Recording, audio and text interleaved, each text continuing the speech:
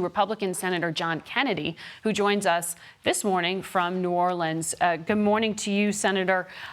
You heard this week, as the country did, from Robert Mueller, who said in front of the cameras, if we had confidence the president clearly did not commit a crime, we would have said so. Are you confident the president did not commit a crime?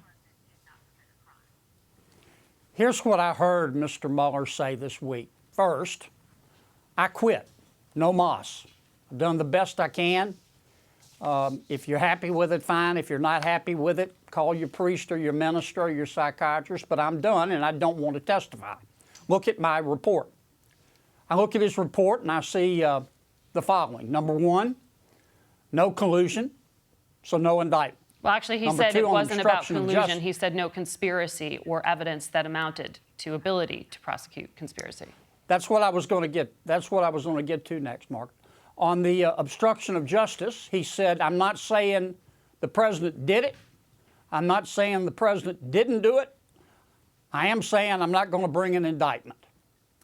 You can hear what you want to hear in the report.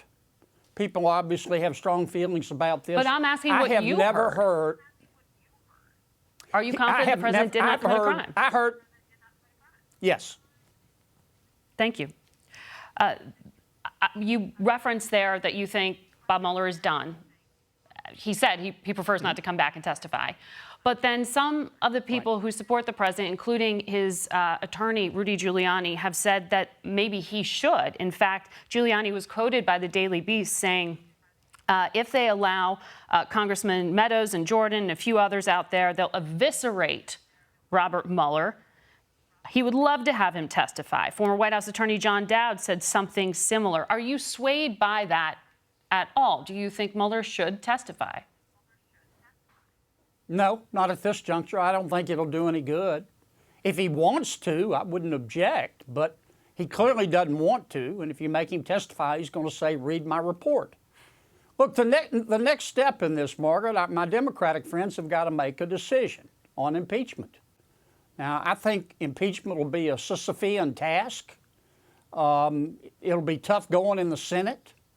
Impeachment polls right up there with skim milk among the American people. But my advice to my Democratic friends is, if you want to do it, go hard or go home. You know, if you want to do it, go to Amazon online, buy Spine, and do it.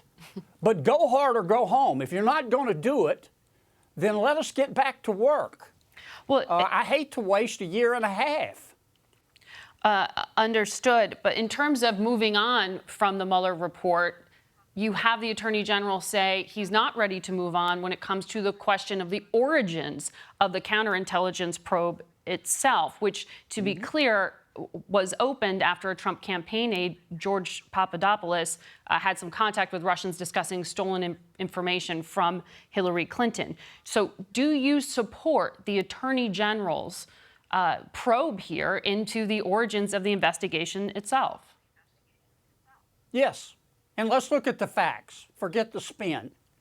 In the 2016 election, the FBI, maybe the CIA, and the Department of Justice decided to investigate both presidential candidates, Secretary Clinton and then nominee President Trump. Now, that's pretty breathtaking. And arguably, those investigations had an impact on the election. I don't know whether they did or didn't. I don't know how you'd prove it. But that's a pretty serious step by the FBI and the Justice Department. I'd like to know why they did it.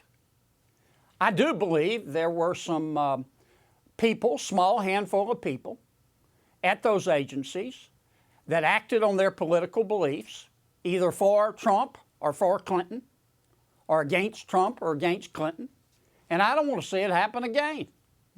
I don't see the harm in looking at the facts. In fact, I've asked the president to look for every document at the FBI and Justice Department pertaining to the 2016 election and the investigations, properly redact them, and let the American people see them. American people will figure it out if you let them see the facts. I want to ask you about another issue, and that is the president's decision to put this 5% tariff on a broad range of Mexican products to punish that country for allowing migrants across the border.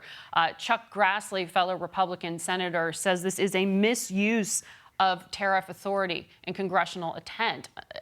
Are you a supporter of the president's decision to do this? I think it was a mistake. I'm not saying we don't have a crisis at the border. We clearly do. I'm not saying it won't work. President Lopez Obrador has already indicated that he's willing to talk. But I worry about the long-term ramifications. We have a deal with Mexico on trade. It's called NAFTA. In fact, we just shook hands on a new deal. It's called NAFTA 2. When you give your word, you stick to it. And I really worry about us negotiating trade deals with other countries and whether those countries will wonder, well, if we make concessions and trade hard and we reach a deal, will America stick to it? Now, having said all of that, I don't think the president's going to impose these tariffs. My experience with the president is he's a very smart man. I wouldn't call him risk averse. He's been known to play with fire, but not live hand grenades. And if he slaps a 25% tariff on Mexico, it's going to tank the American economy. And I think the president knows that, and I don't think he'll do it. Senator Kennedy, good morning to you. Thank you for joining us.